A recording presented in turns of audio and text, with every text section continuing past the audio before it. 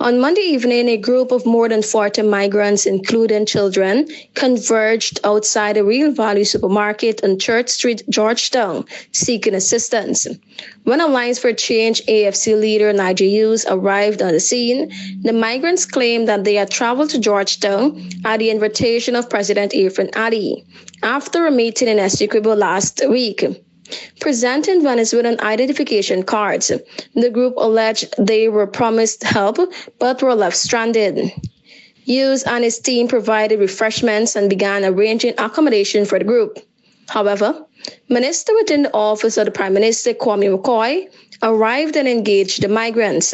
Hughes stated McCoy initially pledged government assistance, but later grew agitated, allegedly telling him to handle the situation since he had announced he would help. I actually said to him, McCoy politics aside, what do you intend to do? He says this is an international humanitarian refugee situation. The government will act. Hughes later told reporters that he secured overnight accommodation for the migrants and would contact international agencies for additional support.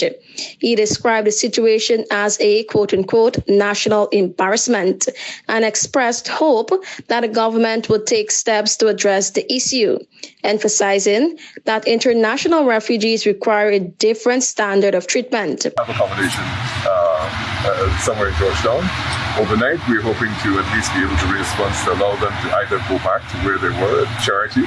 We certainly will be contacting the international community overnight to indicate to them what the Guyana government's position is in relation to the treatment of refugees. Hours later, Lieutenant Colonel Earl Edgell, the president's military aide, in a recorded message on Facebook, rejected claims that the president had invited the migrants to Georgetown.